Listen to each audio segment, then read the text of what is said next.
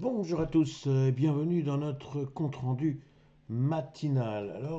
La séance d'hier a été particulièrement chahutée, et ce, en raison notamment de certains discours de responsables de la Fed. Et donc on va voir ça dans le détail.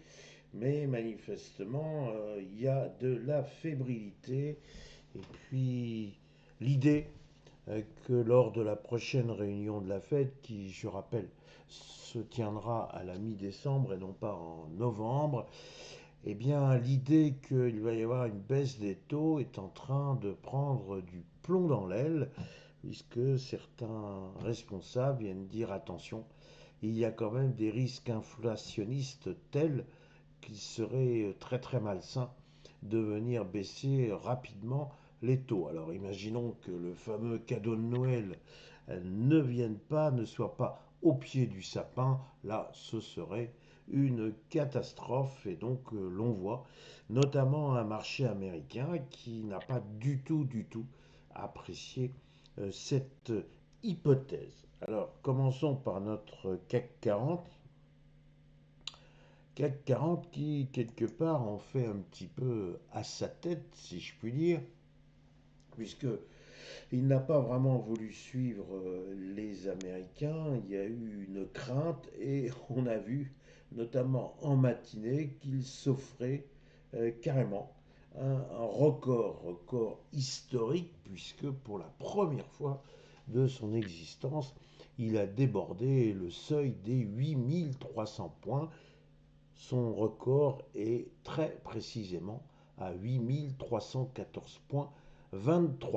Oui, mais voilà, l'ouverture américaine, c'était un petit peu le bain de sang. Et d'un seul coup, les acheteurs ont été pris de remords et se sont demandé s'il était bien raisonnable, dans ce contexte, d'aller briser la résistance des 8260 points. Alors, j'ai titré faux record, et vous comprenez pourquoi. Parce qu'effectivement, il y a eu un record en séance, ça c'est indubitable, mais il n'y a pas eu de record en clôture. Il y a même une longue mèche sur cette bougie rouge qui caractérise la séance d'hier.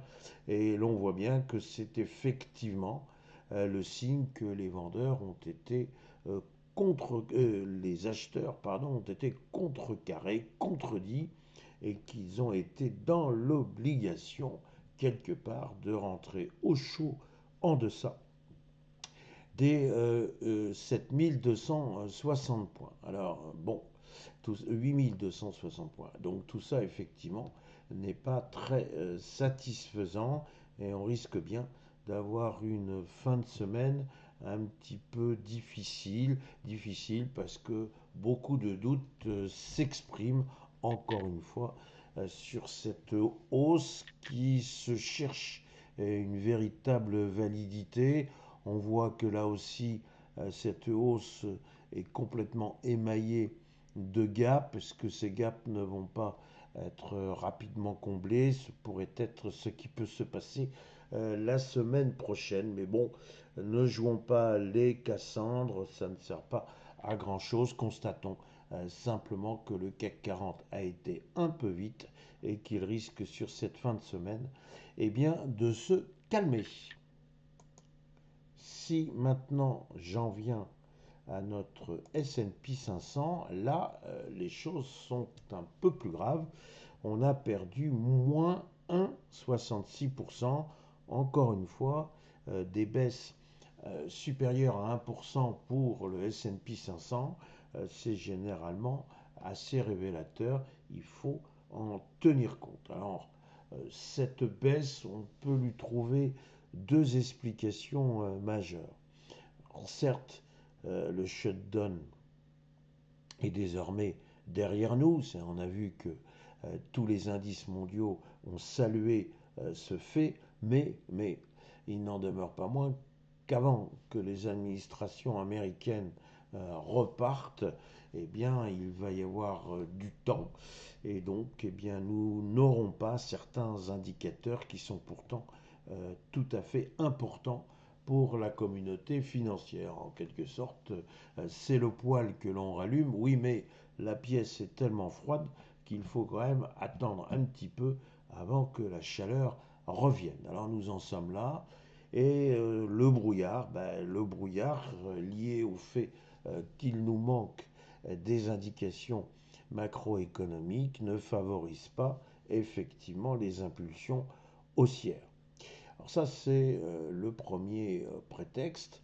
Le deuxième prétexte, c'est qu'effectivement, oui, au sein de la Fed, il y a quand même beaucoup de discussions, il n'y a pas d'unanimité, et ça c'est assez rare pour être souligné.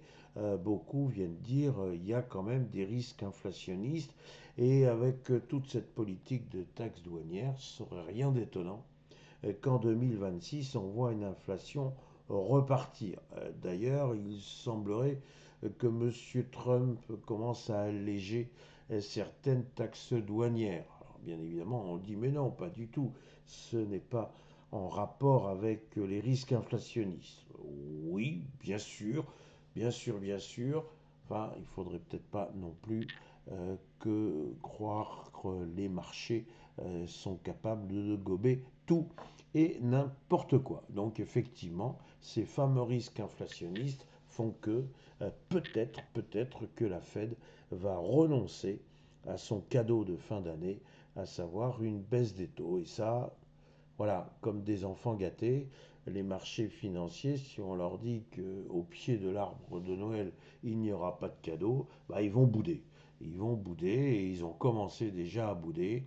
Le support des 6770 points, eh bien, il est une fois de plus abîmé, il est brisé. Hein. Nous sommes bel et bien en deçà de ce support. Et il ne faudrait pas non plus commencer à trop le grignoter parce que là, c'est la baisse. Vous voyez où on va?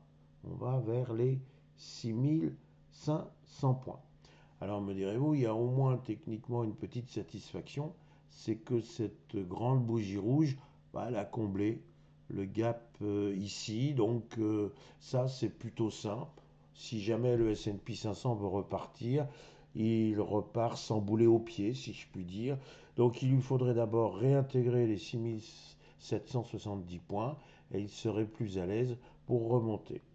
Alors, j'ai oublié une troisième explication, mais en fait, je ne l'ai pas vraiment oubliée. C'est surtout pour vous dire qu'elle est peut-être la plus importante. À force d'évoquer une possible bulle avec l'intelligence artificielle, eh bien, le simple fait de poser la question fait craindre une réponse. Voilà, on dit souvent, il y a la réponse dans la question. Là, dans la question, il y a des craintes.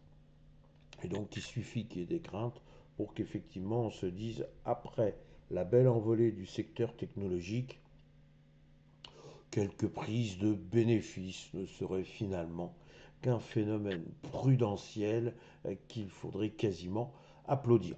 Voilà mes réflexions du jour. On risque d'avoir une fin de semaine un petit peu difficile et surtout une fin de semaine qui contredit complètement le début de la semaine.